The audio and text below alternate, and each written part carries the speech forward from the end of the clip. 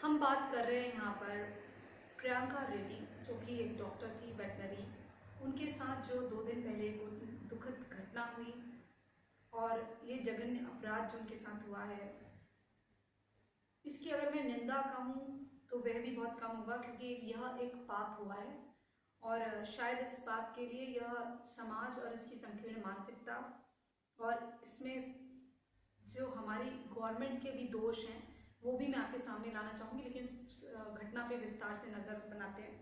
और मैंने कुछ जानकारियाँ अपने घर में काम करने वाली से लेकर जो यहाँ की अथॉरिटीज़ हैं उनसे भी है, क्योंकि इस घटना की बात हर किसी के ज़बान पर है, हर कोई इसके बारे में जानता है, बच्चा बच्चा भी, इवन काम करने वाली को भी चारों आरोपियों के नाम पता है। और यहाँ के जो प्रशासनिक अधिकारियों से मेरी बात हुई और जो जितने भी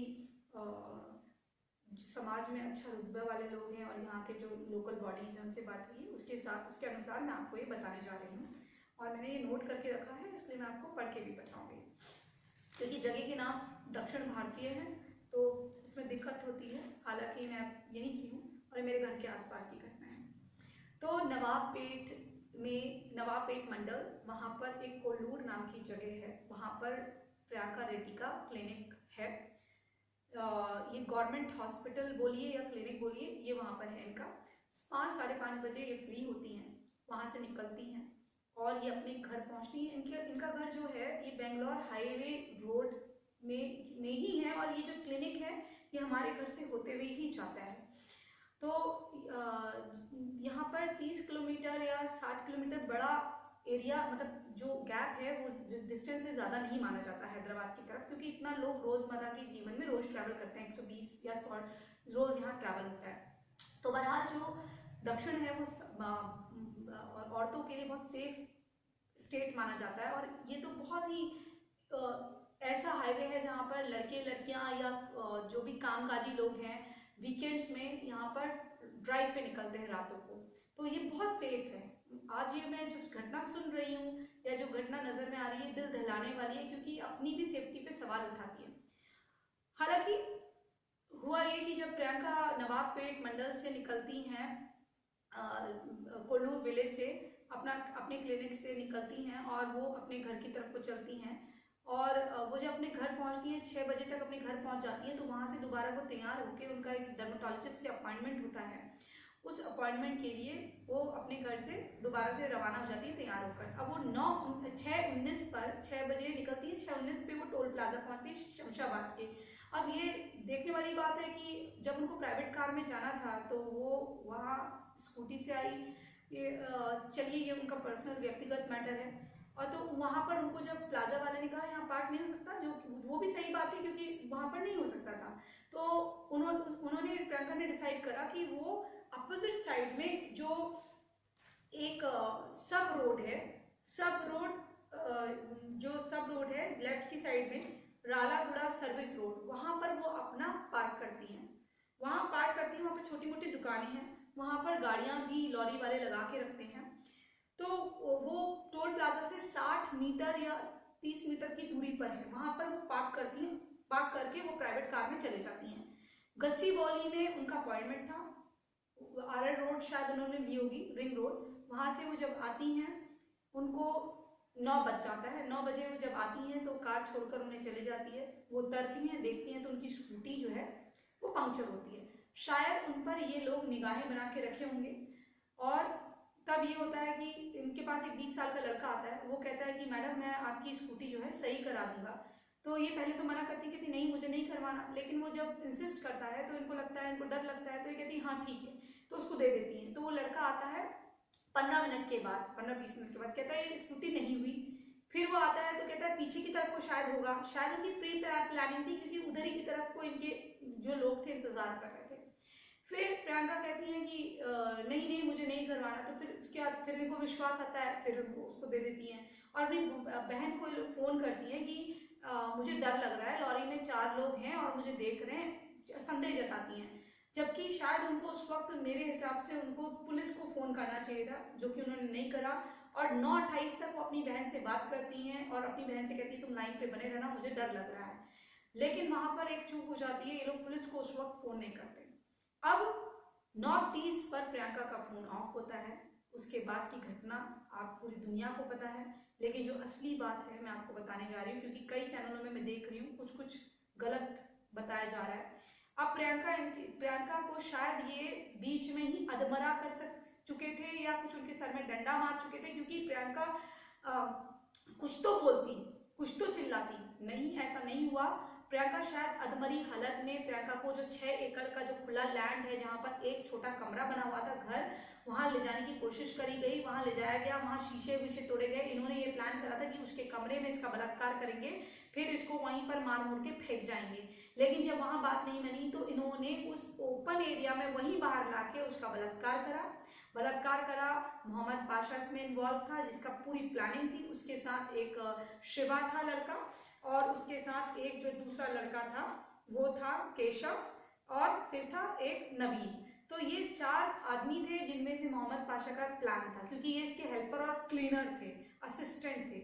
इनकी इतनी हैसियत नहीं थी कि इसके मना करने पर ये कुछ कर पाते, क्योंकि ये मेन ड्राइवर था और इनमें से सबसे बड़ा था। बाकी लड़के छोटी उम्र के हैं, मतलब इससे छोटी उम्र के हैं। आप सोचिए, एक डॉक्टर के साथ ऐसी घटना हो जाती है, उसके बाद उसे मार देते हैं। मारने के बाद क्या मास्टरमाइंड है कि ये कोतूर रोड पे आते हैं, उसी की बाइक लेकर, उसी की स्कूटी लेकर, लाश को रैप करके उसी के दुपट्टे से, और ये प्लानिंग होती है कि ड्राइवर चलाएगा और एक असिस्टेंट बैठेगा क्लीनर। अब इनको पता है कि वहां पर सीसी कैमरा लगा हुआ है, ये प्रियंका की बाइक से आ रहे हैं, 30 किलोमीटर तक आप चल चुके हैं। अब ये बीच में आते हैं, पेट्रोल लेता है एक लड़का छोटा वाला, और पेट्रोल, ये लोग बाइक को छुपाए होते हैं। तो फिर आधे रास्ते से आने के बाद इनका ये प्लान बनता है कि अब क्या करा जाए। ये चेटानपल्ली पे आते हैं। उसके बाद ये उसका जो ऊपर का ब्रिज है, ब्रिज के नीचे जो एरिया है, जो अंडरपास है, वहां पर ये उसकी बॉडी को लाकर पेट्रोल से जलाते हैं। और फिर इनका जो पहले का प्लानिंग होता है कि जो लॉरी है वो पीछे से आते रहेगी, इनको पिक कर लेगी, लेकिन इनको जब डर लग जाता है तो वे वापस उधर की तरफ को जाते हैं, और यहीं से, और ये हमारे जो ये हाईवे है इसको क्रॉस करते हुए जाते हैं, और वहां उस लड़की को जलाते हैं। जलाने के बाद उसके चीजों को डिस्पोज करके वहां से चले जाते हैं।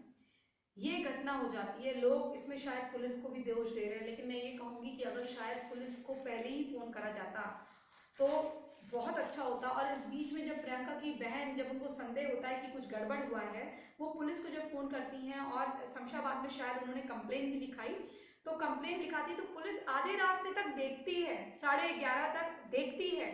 जो वो एक एरिया था जहां पर पुलिस को शक नहीं होता कि ये 6 एकड़ की जगह पे भी ऐसा हो सकता है, क्योंकि कभी वहां पर ध्यान नहीं दिया गया था। तो वहां पर अगर उस वक्त शायद देखा जाता तो ये कॉन्स्पिरेसी, शायद उसका रेप होते हुए देख लेते। पता नहीं उसे बचाया जा सकता था या नहीं, ये तो मैं नहीं कहूंगी, क्योंकि जो भी घटना उसके साथ हुई है अधमरी हालत में हुई है। एक अच्छी खासी डॉक्टर, एक अच्छी खासी खूबसूरत लड़की, उसके साथ इतना बड़ा अपराध हो जाता है। और ये जो करने वाले लोग हैं, ये कौन है? ये यहीं के हैं। और इस तरह से जो घुसपैठ हमारे भारत में हो रही है, यहाँ अगर आप इस रोड में देखेंगे तो आपको बहुत सारे रोहिंग्या मुस्लिम्स भी दिखेंगे। लोगों को देखना चाहिए कि कहाँ से ये लोग आ रहे हैं, क्योंकि कर्नाटका की तरफ कोई ट्रैवल करते हैं, कोई नकली आईडी बना के, कुछ बना के किसी हैदराबाद बिरयानी शॉप में काम कर रहा है, कोई कहीं काम कर रहा है, कोई मदरसे मस्जिदों में शरण ले रहा है। लोगों को तो मालूम नहीं है ना कहाँ का है। अब आपके आसपास अगर ऐसे लोग रहने लग जाएंगे और कल को ऐसी प्लानिंग करेंगे जहां लड़कियां बहुत खुले आम आराम से, जैसे लड़के घूमते हैं लड़कियां घूमती है, ऐसे घूमती हैं, ये तो हमारी एक निजी जो लिबर्टी है, जो फ्रीडम है, स्वतंत्रता है, उसमें एक पाबंदी है। अब हम क्या करें? हम घर के बाहर जाना छोड़ दें? हम अब अपने आप में अंकुश लगा लें? ये जो हो रहा है इसके लिए गवर्नमेंट को भी बहुत कड़े कानून बनाने चाहिए। आप हर किसी को प्रसन्न नहीं कर सकते, लेकिन ये जो दाइश जैसी घटना है, जैसे सऊदी अरब में होता है कि घेर लो, लड़की पे हमला कर दो, उसको नोच नोच के खा लो और उसके बाद उसको जला दो, इस तरह की घटना अगर हमारे हिंदुस्तान में होने लगी तो मैं पूछना चाहूंगी, क्या हम हिंदुस्तान में रह रहे हैं, तालिबान में रह रहे हैं, सऊदी अरेबिया में रह रहे हैं? ये सब आपको भी सोचना है मित्रों, बहुत देर ना हो जाए। और हर रोज इस तरह की घटनाएं हो रही हैं बच्चियों के साथ। आपने देखा था यूपी में क्या हुआ, बगल में ही एक मुस्लिम परिवार रहता था, उन्होंने उस बच्ची को जला के उसके किडनी लिवर सब निकाल के सिर्फ पैसों के लिए, क्योंकि उन्होंने पैसे देने थे उस बच्ची के दादाजी को। और इतनी बड़ी ट्विंकल के साथ ये घटना करी, जो ट्विंकल उनकी गोद में पली थी। तो ये किस तरह की मानसिकता है? क्या ये पढ़ाई लिखाई का ही दोष है या कुछ है? क्योंकि पढ़े लिखे भी हमने आतंकवादी बनते हुए देखे हैं।